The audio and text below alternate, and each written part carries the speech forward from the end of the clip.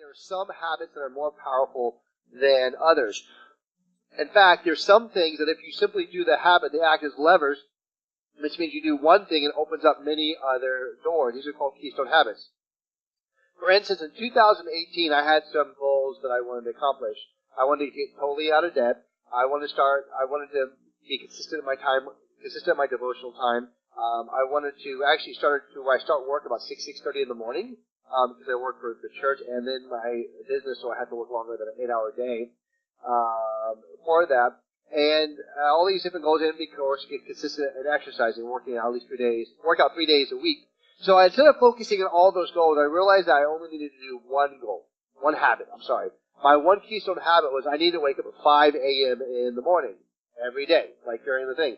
Now, I am not necessarily somebody who likes to wake up at 5 a.m. Anybody love waking up at 5 a.m.? One person. Good. See what I mean?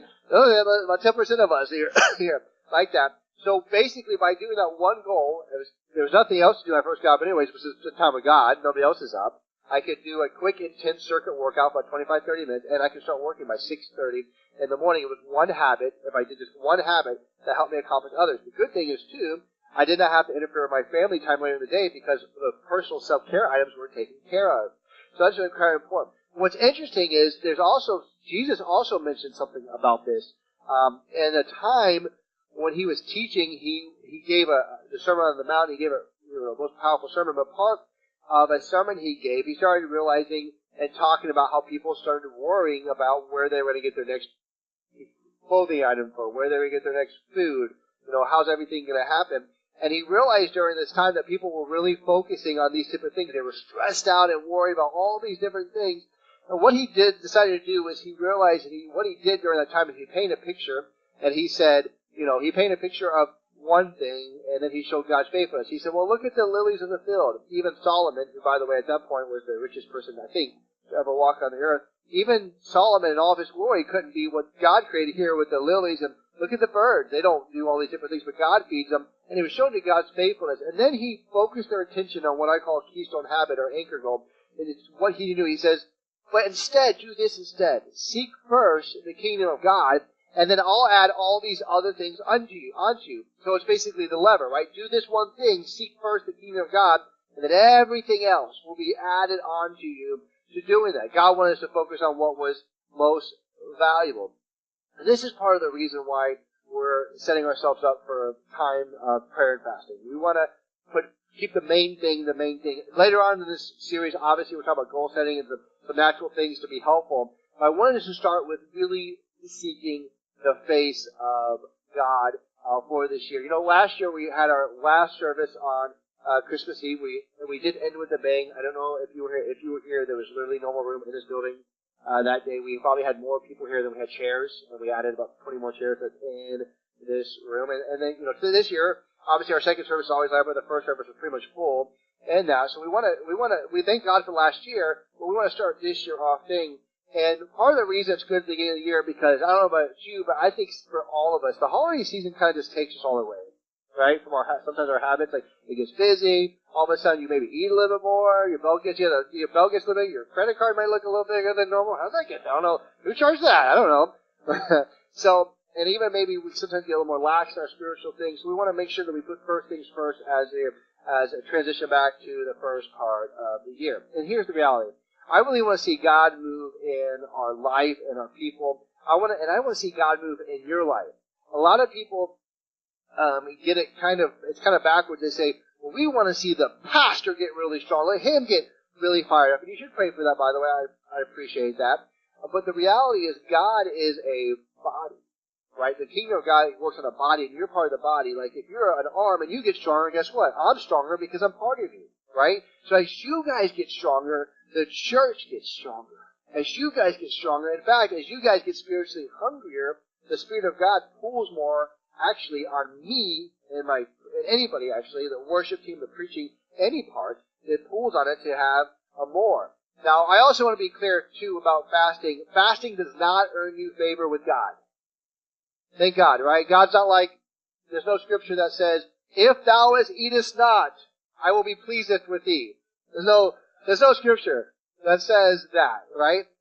We are clearly in right standing with God solo on what Jesus has done on the cross. But what I've noticed is there's one thing that gets in the way most, typically, of me and God. It's not Satan, and it's not an enemy or a family member. It's me. I am personally the one who gets in the most way of my relationship with God. I don't know if you share the same sentiment, but that's why, though our spirits are perfect when we come to Christ, our souls, which is our mind, our will, and our intellect, sometimes fasting can help get that part back to the right spot. So what is fasting? Fasting is this, stated simply. Biblical fasting is refraining from food for a spiritual purpose. Fasting is about being hungry for God. Now, I realize some people actually probably have never fasted before. Some people like the discipline of fasting. Most people don't love this subject. I like to say, if we were ever selling CDs or downloads, right, fasting wouldn't be like a top 10 message of the year, right? Not going to do it. Not going to be like, wow, that really was an inspiring message on not eating. That's not happening. But what's really critical as we do this is we realize the power behind it, separating ourselves. And really what it's doing is saying, God, we're separating ourselves. It's sacrificing something to be close to you. Now, I didn't mention this. I don't think I mentioned this service. We do not expect anybody to go 14 days without eating. Yes. So that is not the expectation. We say 14 days of prayer and fasting. I'll explain more, like different types and what you may do in different, I don't want to say different levels. The platinum level is you eat nothing. No, anyways. Right? So, we're not doing any of that. This really is more of an informational message on the subject. So if you really don't know anything about fasting, this is for you. If you know a lot about fasting, this will be just a refresher course. So let's talk about what Jesus said about fasting when he was here on the earth. Matthew chapter 9, verse 14 through 15. And by the way, this message is in the Bible app. If you go under the Bible app and under events, you'll find New Day Church, and the scriptures will be there, all but one. It says, the scripture says this: one day the disciples of John the Baptist came to Jesus and asked him, "Why don't your disciples fast like we do, and the Pharisees do?" Jesus replied, do wedding guests mourn while celebrating with the groom? Of course not. But someday the groom will be taken away from them, and then they will fast. So what happened was, two different groups of religious groups during the time the Pharisees and John the Baptist's disciples or followers realized that they were fasting, and all of Jesus' followers, they were feasting. Like, what's up with this? What's going on? So they went to ask Jesus, and Jesus basically told them, he gave them, an analogy, was saying, hey, do wedding guests mourn and they fast when they're celebrating? No, but when the groom is gone, then they'll fast. And what Jesus was referring to, when he leaves, when he gets into heaven, that they would fast. Now, today, people don't really love the idea of fasting. However, there is a very strong push scientifically and for health purposes, the health benefits of fasting and separating yourself and even pushing hard. Obviously, that's not what we're talking about. There is definitely a strong benefit there. And I will say this: if you have a very strong medical issues or on a lot of medications that require eating, you probably should not fast. There may be a partial fast, which we'll talk about later, which is really still eating the whole time. But for liability of our church, you should ask a doctor before you do anything strenuous, blah, blah, blah, blah, blah, blah, blah, blah.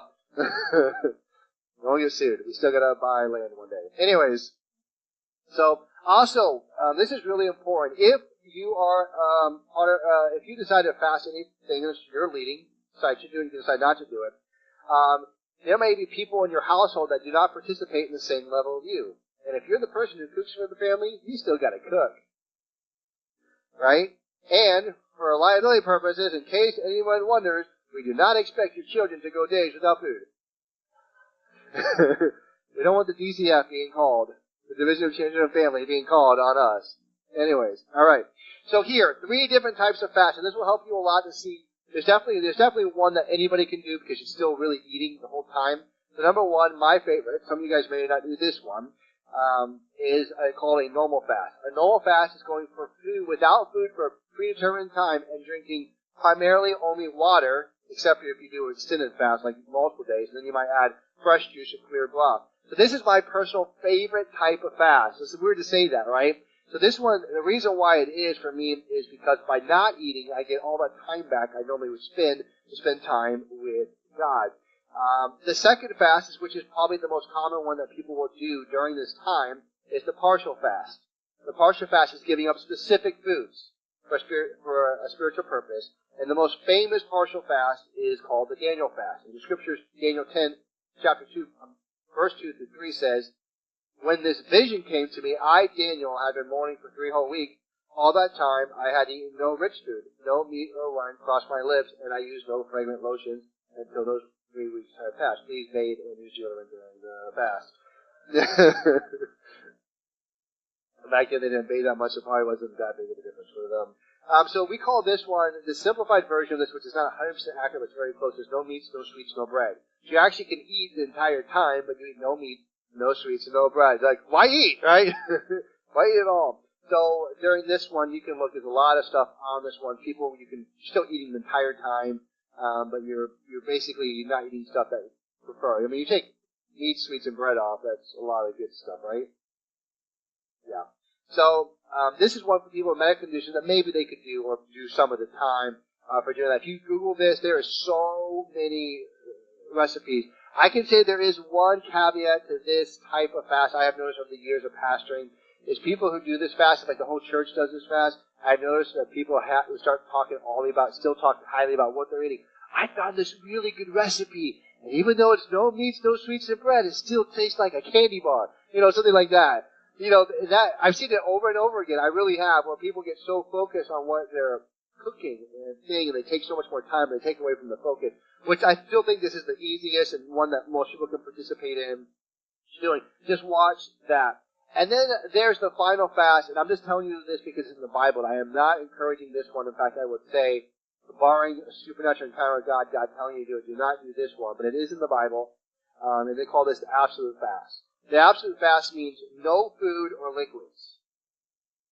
But we see this type of fast exemplified only under extreme circumstances in the Bible. For instance, there was a time when the Jewish people, the king of that time, got tricked into writing a decree to kill all the Jews in the land. So genocide was about to hit the Jewish, basically the people. And during that time, actually the king's queen, though she didn't know, was a Jewish person.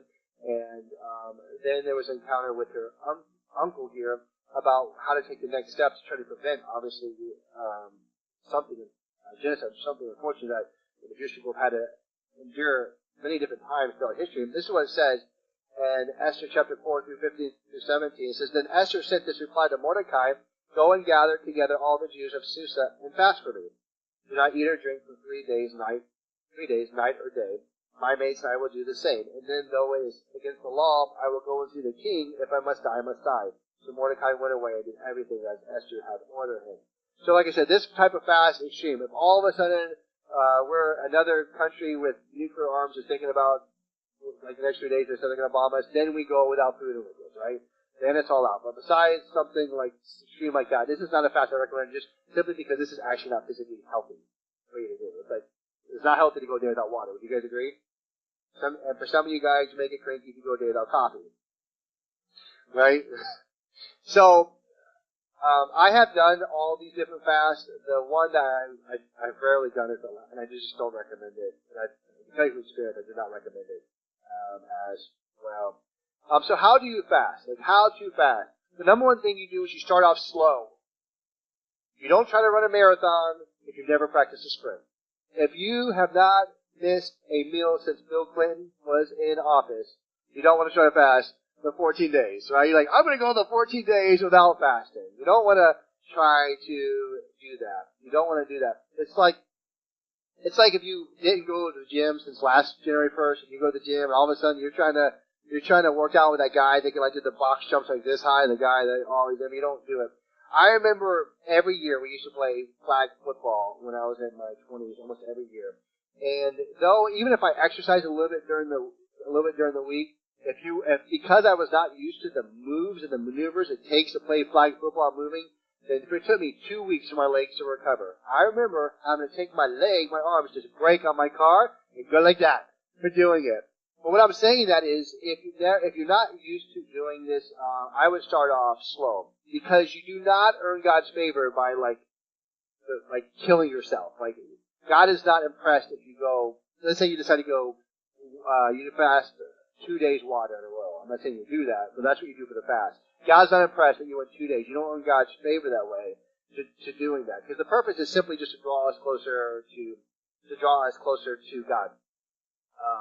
It doesn't earn us favor.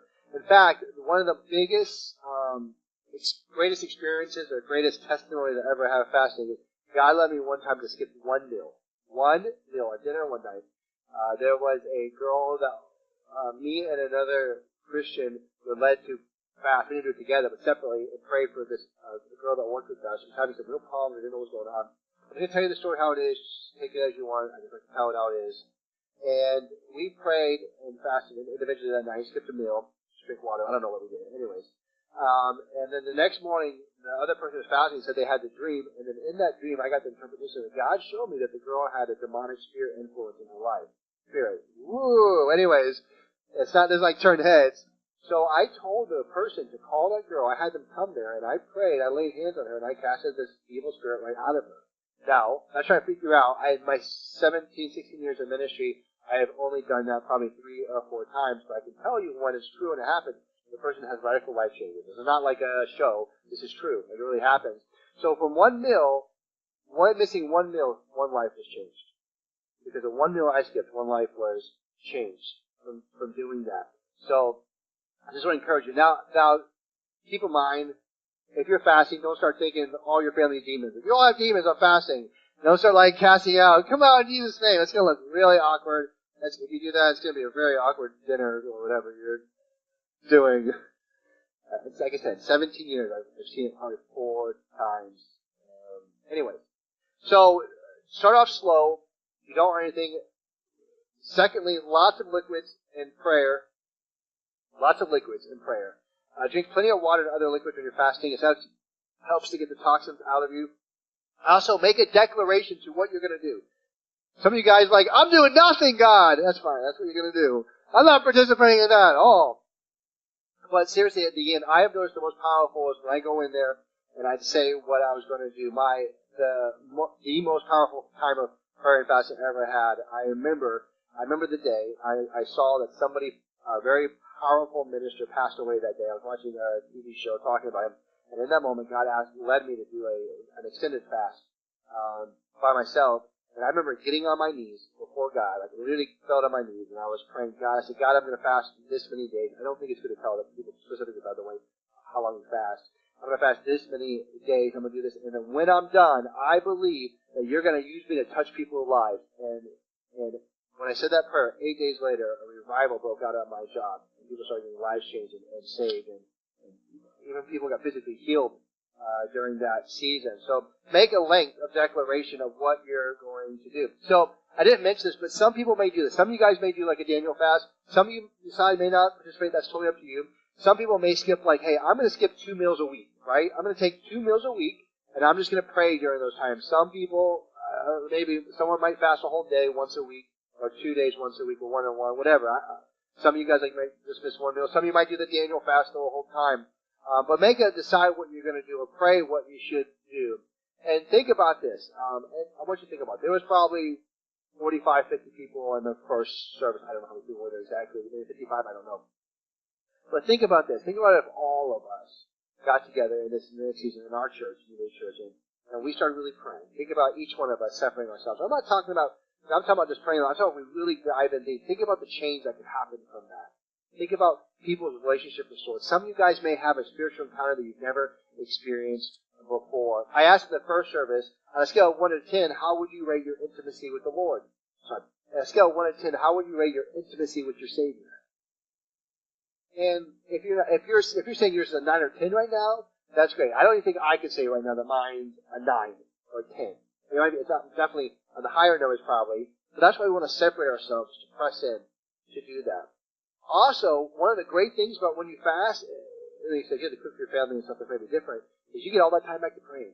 65 minutes is the average time that people get that. That's why I love one of the reasons I love fasting the most is I always get at least an extra hour with God when I fast. All right.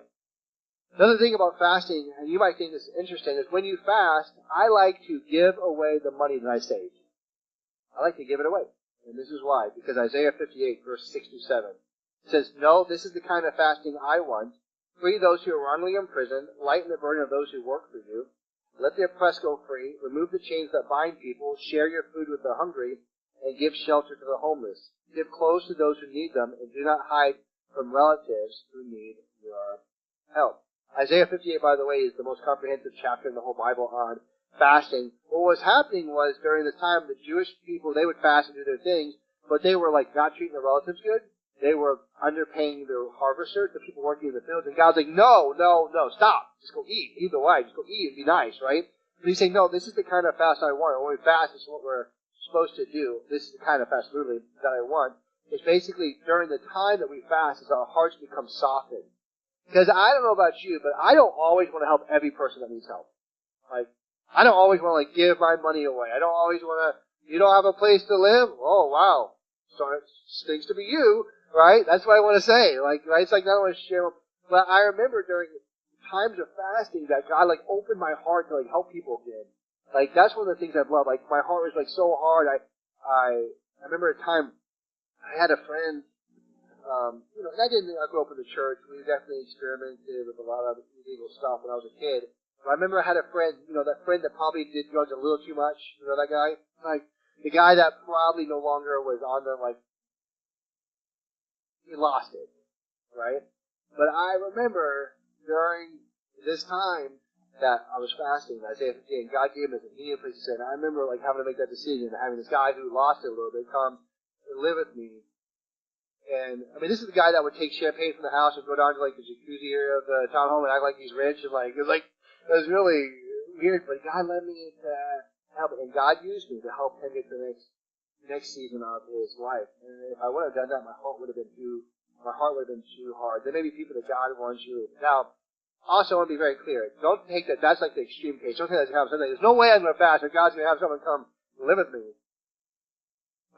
But be open, or the simple thing, what I love to do is let's say I skip 5 meals. I'm about to say, that's not necessarily what I'm doing, by the way.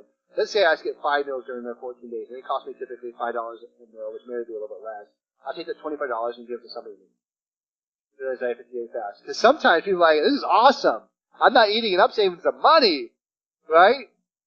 So take that money and help those in need. I believe you. If you want to see the power of that, I would really strongly encourage you to read the rest of chapter Isaiah 58. The promises that God has in that chapter for those who do what it says are, like, I would say, besides Christ himself coming, are some of the strongest promises in the entire Old Testament. So what happens with your body? We'll keep going. What happens with your body during the fast? Expect the real you to come up. The real pampered you. Would everybody agree in the room? To some degree, we pamper our bodies through food and eating, right? I mean, to say we're like disciplined all the way is probably not happening. Larry Stockstill says whatever's in the world comes up in the bucket. So if you got anger, lust, bitterness, or whatever, it's going to surface at that time. If the Hulk is living inside of you, he's going to come out of you.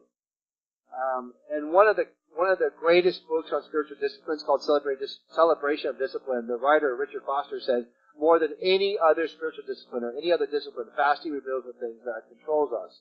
Like your body is going to be like, is going to whine. Right? Expect your body to whine. But what's interesting, let's say you go 2 days where you don't drink just water. And guess what after it's going to happen at lunchtime? Your body's going to be like, hello? You remember me? You're hungry, right? You're going to think you're hungry and you're going to feel hungry. But the reality is your body's actually not physically hungry. Our bodies have been so pampered that after a few hours, our bodies are predisposed now to send signals at certain times to tell us to eat. It takes days for your body to actually get like truly hungry. So your body, you will experience some hunger pains. For most of us who probably are going to do a Daniel fast, you will not experience obviously this as much. The only thing that does happen on Daniel fast is you're never satisfied because you're not eating meats or sweets. Brad, you're like, eating 50 pounds of kale does not make you feel like you're satisfied and that is. But also, if you do water, if you're doing heavy outside labor, I would not recommend doing a lot of that. The second day is the hardest of fasting with water. I don't know why, but it's also for me personally the day I always have the strongest spiritual encounter. I do not know why. The morning of the second day, always historically for me, I always have a very strong supernatural encounter with God. I do not know why, but it's also the hardest day. Because if it doesn't happen on the first day, if you're a heavy coffee, tea, soda, energy drink thing, you're not drinking at the time, what happens? Headaches. So headaches. So you can do that. For some people, that would be probably the toughest thing to give away. Coffee would probably be one of my personal vices. I'm confessing to you. The Bible says, confess your faults to one another and pray for them, that you may be filled. So I drink, even though I do drink decaf. Why do I drink decaf? Because I don't need calf. Actually makes me a little bit irritable. So you'll be also amazed. You'll be amazed at how much better you smell food when you fast. I remember on an extended period of fasting one time, I went down the Walmart bread aisle, stuff that's wrapped, not the bakery, and I was smelling all the different breads that were wrapped in the package. My fasting X-ray vision, everything I got as a gift from fasting, I could smell inside each of the packages. If you do a water fast, it may be more difficult to sleep. And the reason why is your digestive system takes so much energy to break down the food. When it's not doing its work and has a break, you actually have a little more energy. That's why for me, I always feel like when I break the fast in the next morning, like a lot of times for me, the most common fast for me personally, I can say this, and this is not what I'm doing for this, so I can say it, is I skip breakfast and lunch, and I eat dinner with my family. That is the most common fast. In fact, it's a very common Jewish fast, that they fast till 3 p.m. and then they eat. That's a very common one. Some of you guys may do that. Eating a meal a day does help a long way. But the next morning when I wake up, missing those 2 meals, my body has so much more energy. I think because I gave my body a little bit of a rest. You also will be able to pray longer because you have nothing else to do. Anyways, you'll be more sensitive to the voice of God. Sometimes to hear from God, you have to tune out the other voices. And also, when you come back to eating, most of us won't, but if you go 2 days or longer with water, you have to spend the number of days you went without food going back to your normal food. So if you said, I don't think anybody's going to do it, but I'm just giving an example. If somebody went 3 days just water, if you work outside, I wouldn't recommend that. But for me, personally, 3 days isn't the end of the world. But if you do that, you cannot eat your first meal and you can't have mashed potatoes and ribeye. Because your digestive system at that point is actually not shut down. So you have to give your chance to come back up. But if you're doing the Daniel fast, eat what you want. Just don't drink 5 Starbucks Frappuccinos with all the sugar when you come off it. So what's the rewards? That's probably what you want. Fasting is not like the sexiest spiritual subject, but what are the rewards? The rewards is that God will reward you. There's a scripture that literally says that. Matthew 6:18.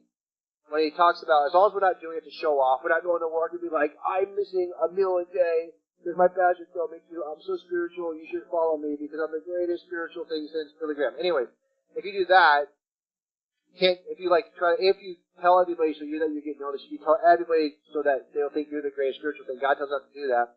And God tells us here, Jesus says, then no one will notice that you're fasting. Of course, we know we're fasting. We're not telling everybody, except for maybe our family, what specifically we're doing. And then no one knows you're fasting except your Father who knows what you do in private, and your Father who sees everything will reward you. He'll reward you. He'll reward you. I like the answer of that. That doesn't say he'll thank you. It says he'll reward you for doing it. It's kind of like if you have kids and your kids all of a sudden they're trying really hard to do the right thing. They're trying really hard to spend time with you. And they're trying that. Will you reward your kid if they're doing that? Well, probably, right? Because you discipline them if they're doing the wrong thing. You should reward them if you're doing the right thing. So God will reward you. What might that reward be? One, it could be the answered prayer. It could be that reward. I know for me, one of my fasts, God very specifically gave me very specific details about my future wife. Very, very specific details about my future wife. Other times, for me, the reward of seeing a girl who is really bound by the evil spirit free is a pretty good reward. Do you guys agree? I mean, that hasn't happened that often. That may not be yours. I mean, you might think your family member has one. They probably don't. But God will reward you. In fact, another translation says that God will reward you openly, which means you're actually going to know that God rewards you. You also may have better self-control over your desires. I can say this, it is easier to fast than to control what you eat when you break a fast. I don't know why, but when you go without food and then you're eating, it's like the floodgates open up. But after you break the fast, you may have actually more control over your desires. And for me, maybe the biggest two for me is a softened heart. I know for me, my heart can get a little bit. I'm talking about like really moving for God, really moving for to do what God wants. I know for us and our family, for the 3 or 4 years we did foster care, I know during that season I needed God to re-soften my heart over and over and over again for us to do it. You also may get some physical restoration and, like I said, potential answered prayer. I would say, besides prayer, worship, and the Lord, there is no other spiritual discipline for me that I have seen better results in my own life than this one. In fact, this was probably one of the key spiritual disciplines for me from the ages of about 21 to 25, 26 in my life, where I saw really the greatest fruit. And I think part of it was simply just because I was focused on spending time with God. And that's the thing. The goal is not necessarily, look at what I didn't do or didn't eat. The goal is to focus on God. So for some of us, we might be changing our diet a little bit, or food, maybe eating a little healthier, whatever it might be, during the time. Well, we're also most importantly, is we're spending more time with God. Because what was more effective? If you went 14 days and only drink water, which I wouldn't recommend you do, then you probably wouldn't be here anymore if you did that. If you went 14 days with no water, you didn't spend time with God, or you continue eating the way you did, and you spend an hour more a day with God. So spending the hour more a day with God would be way more effective. So it's really more about separating ourselves. But the combination of the two, which please nobody go 14 days just water. You can go 14 days with the Daniel fast. You can eat sweet potatoes and kale for 14 days. I think fruits are a lot of it. There's a lot of other things you can eat with that, though, by the way. So decide what you do. So you guys each have to make your own decision. Even like we say with giving, we always tell you to ask God. Don't ask me. Don't ask me what you should do. I actually do not know what you should do. I do not know all of your conditions or medical conditions. I do not know what each person should do. You shouldn't ask me, but I encourage you to ask God. And whatever He tells you to do, you should do. As John said, we'll have prayer meetings, and this doesn't start till next week, by the way. It starts the 13th, next Sunday it begins. So Tuesday and Thursdays at 7 p.m.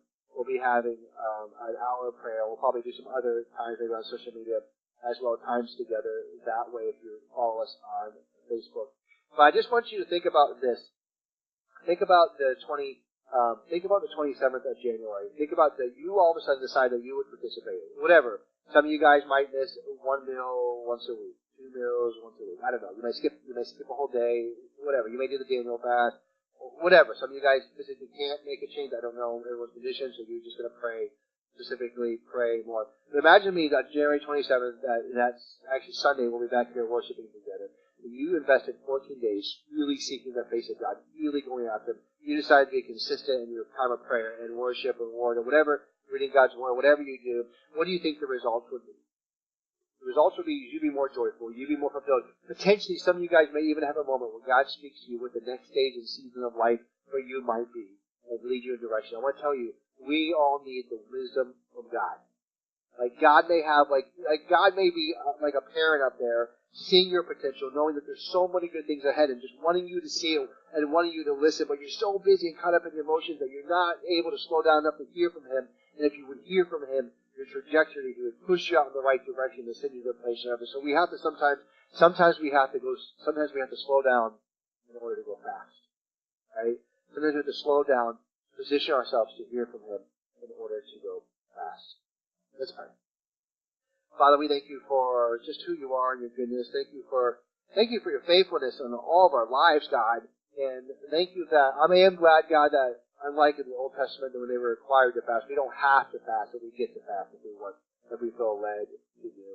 I'm also thankful that we don't earn any favor if we do eat, if we don't eat. It's the same. I'm thankful for what You've done in Christ, Jesus. And Lord, as always, if there's anyone here that doesn't know You personally as their Lord and Savior, as You being the Lord and Savior, I pray that they open their heart to You. Just say, God, I give my life over to You. I thank You, Jesus, for dying for my sin. And raising again, that I may have eternal life. But I do pray that each of us would hear from You.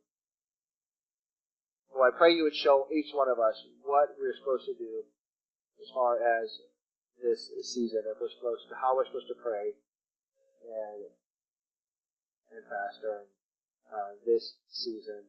Show us what we're supposed to do for the food, whether it's whatever it may be. What time can we spend more time in prayer? And Lord, for some of us, that simply be the time we would eat. And Lord, what is our declaration, or what maybe what we're believing to hear from You Or maybe for some of us, there's simply be, God, if there's something you want to speak to us, that's what we want. We just want you to be able to speak to us during the season. So God, we just thank you for your goodness. Thank you for your love. In Jesus' mighty name. And everyone said, Amen. Amen.